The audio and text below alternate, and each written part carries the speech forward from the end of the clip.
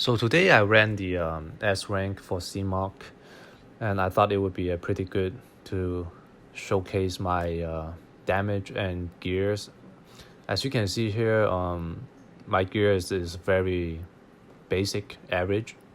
The only one being exceptional is my belt and my necklace. You can see I have very low piercing. Even with the souvenir buff, I only have a 8.6, but I have a very decent boss damage, being at 22%. Now I want to use this video as a example. Obviously, if you can get both piercing and boss damage at the same time, let's say both of them being 20-20, that would be the best. There's no doubt about it. There's no reason that you want to not make that as your goal. But let's say you can only have one.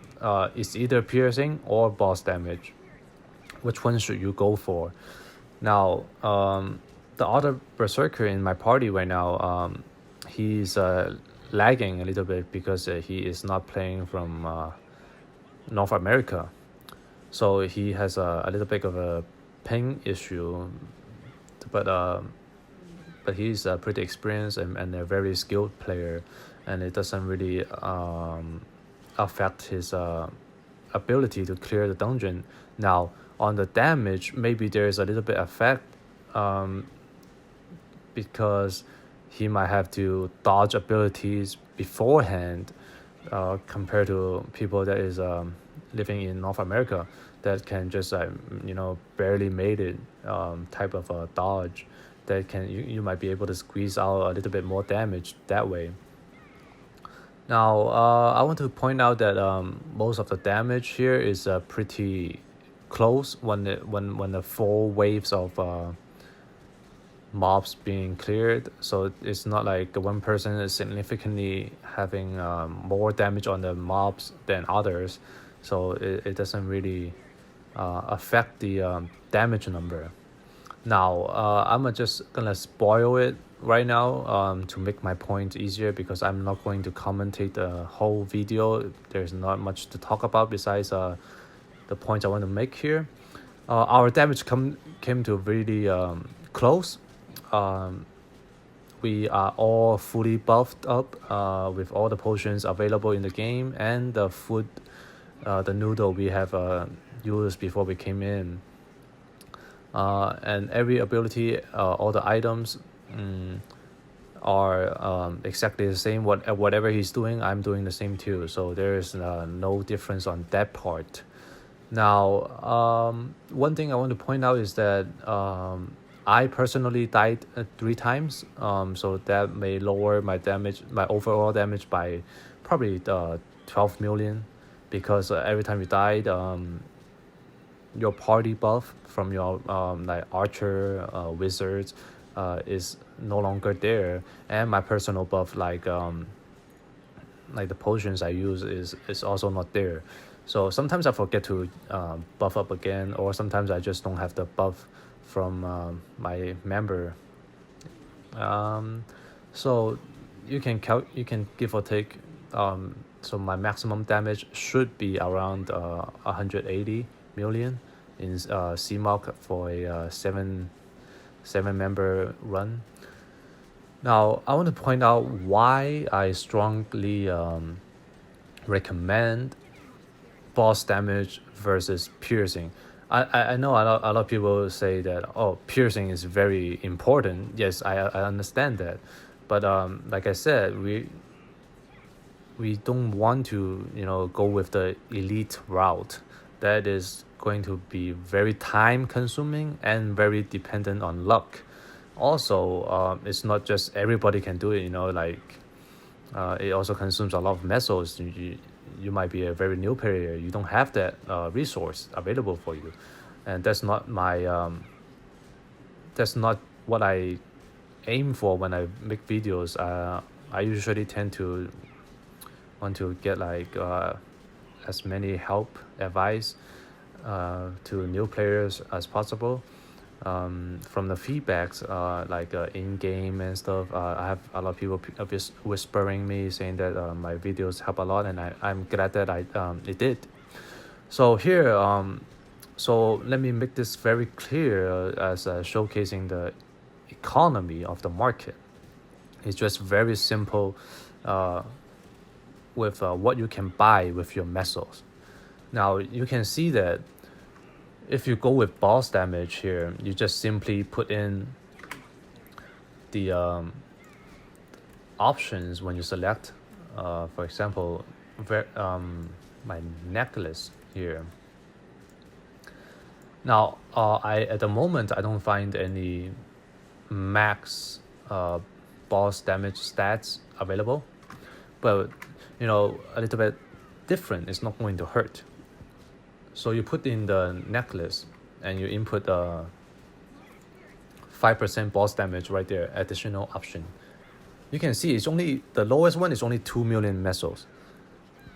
Like you can easily get the amount by playing less than a day. Like that is no question about it. And then next one, my belt. If you want a substitution for my belt from the Dark Descent gives me I think a 7% boss damage. Now this one is 5% for only 4 million. It's not a huge difference. Like it's like a 2% difference. It's not going to give you extra, like 20 million damage, and it's not going to have that much of an effect. 10 million, maybe, I don't know. It depends on your overall damage output. The more damage output you have, like the higher enchantment for your weapon you have, obviously your damage difference from the 2% is going to be greater. It's just basic math. But then if you want to go with the piercing route, like you want to push a high piercing, as you can see in necklace, the cheapest one being 100 million for even only a 4% piercing.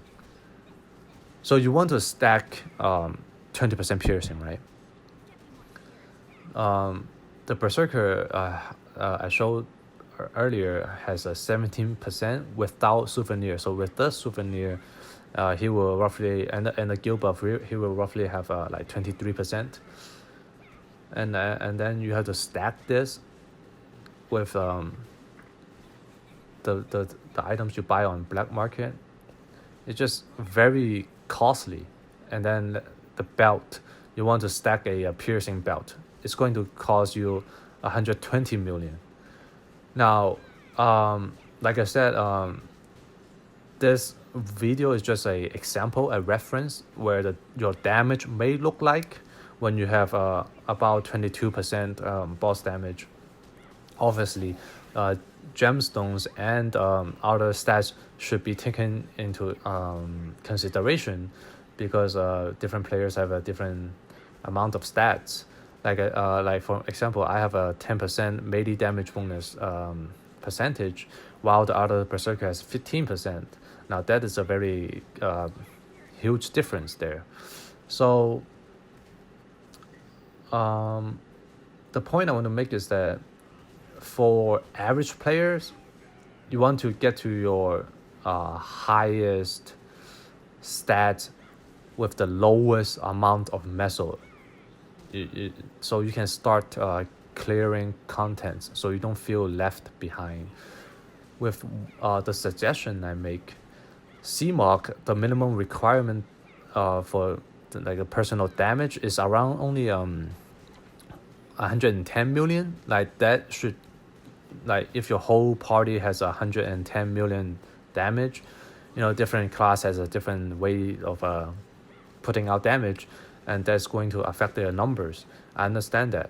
But let's say my guides are generally towards Berserkers, not for other class, because I don't know how to play other class, and I only play Berserkers. All my ults are Berserkers. I have 5 ults, and they are all Berserkers.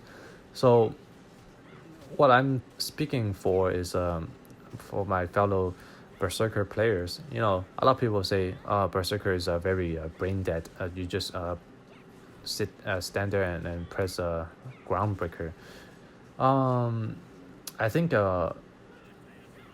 if you don't play Berserker, I think you should look closely at my videos and how many times I have to cancel my damage output, and it's a very highly uh, mana cost ability. It costs 40 per hit. So if you happen to have to cancel one of your groundbreaker, it's gonna cost you a lot of damage. The damage being lost because the damage won't come out until the animation finish around 90%. Then you can cancel it with your dash. Now it's not as easy because it's very slow, very clunky with no life-saving skill that gives you like a shield, for example, like knight. There's no shield like a HP shield like a wizard, and there's no range.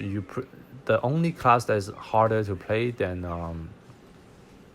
I wouldn't say only, but another class that is very hard to play would be thief, because thief I believe has the shortest range.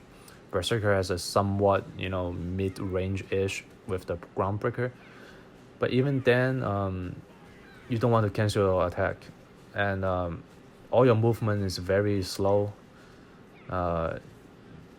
If you don't understand the boss in and out, you most likely will die a lot of times.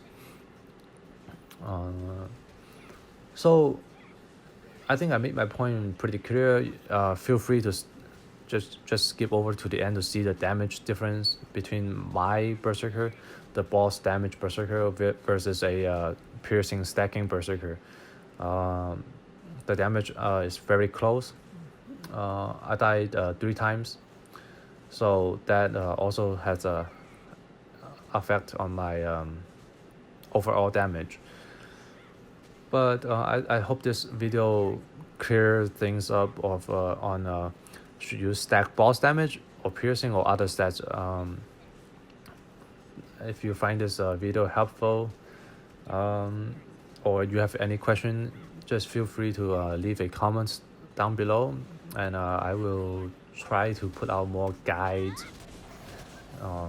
for Berserkers very soon. Thank you for watching.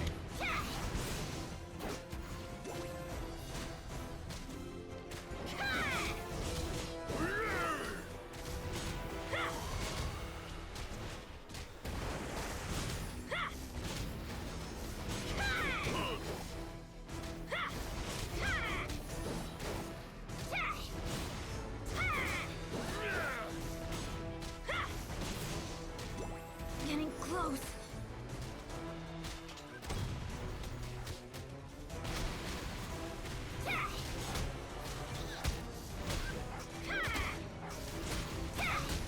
No spirit.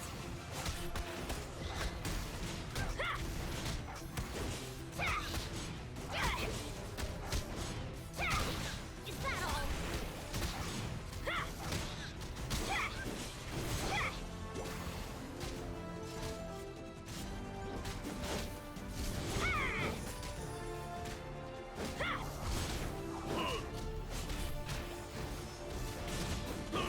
I'm on the edge. No! I have that!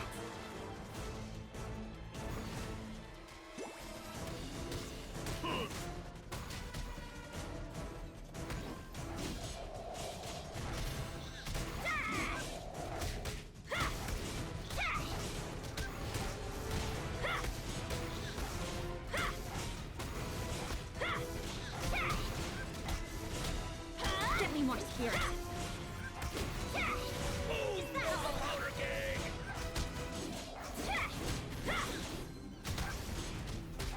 Prepare yourself!